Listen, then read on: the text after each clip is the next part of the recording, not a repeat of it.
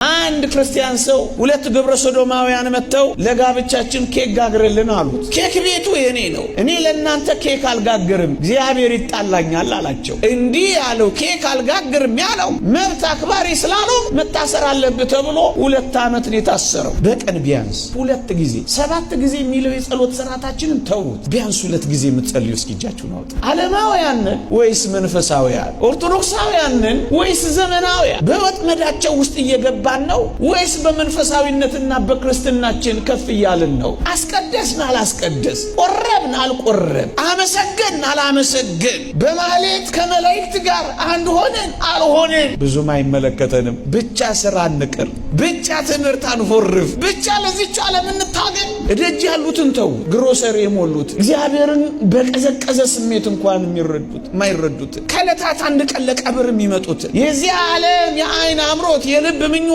አንቆ ያዛቸውን አይደለም። እኛን እንኳን ተመልከቱን። ስለ ገንዘባችን ማደግ እንጂ ስለ ጽድቃችን ማደግ ብዙም አያገባንም፣ አንጨነቅም። እኔና እናንተ እንኳን ስለ መንፈሳዊ ነገር ጥብቅ ሕይወት ገና አልያዝንም። መመሪያችንን የእግዚአብሔር ቃል ከማድረግ ተመልሰናል። እንሰማለን እንጂ አንኖርም። ዓለማዊ ሆንክ ነው ወገኔ፣ ተመለስ።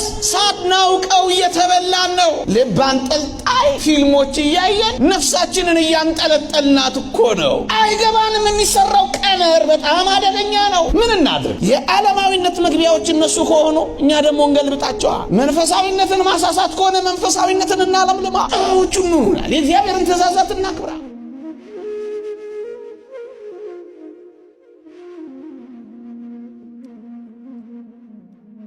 ክርስቲያኖች ከጌታችን መገለጥ ጀምሮ ክርስትና ኦርቶዶክሳዊነት በብዙ መከራዎች ውስጥ አልፏል። በእቶን እሳት ውስጥ ተጥለዋል። ሕዋሳቸው ተቆርጧል። በፈረስ ጭራ ታስረው ተጎትተዋል። በመንኮራኩር ተፈጭተዋል። ቆዳቸው ተገፎ ስልቻ ተሰርቶበታል። የኔሮን ቄሳር መናፈሻን ግቢ ከነ ሕይወታቸው ነደው አብርተዋል። እንኳን ሊፈጽሙት ሊሰሙት የሚያቅት ዘግናኝ መከራዎችን ክርስትናችን አልፏል። ታስታውሱ ከሆነ ጌታ በወንጌል በዓለም ሳላችሁ መከራ አለባችሁ፣ ነገር ግን አይዟችሁ እኔ ዓለምን አሸንፌዋለሁ ብሏል። ለ2000 ዘመን በመከራ ውስጥ ያለፈ ክርስትና ነው ያለን።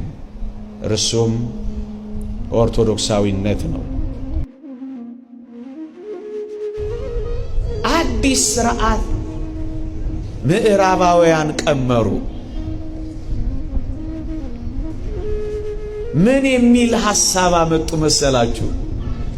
እግዚአብሔርን ለማስካድ፣ ሃይማኖትን ለማጥፋት፣ የቀዘቀዘ መንፈሳዊነትን በዓለማችን ላይ ለማምጣት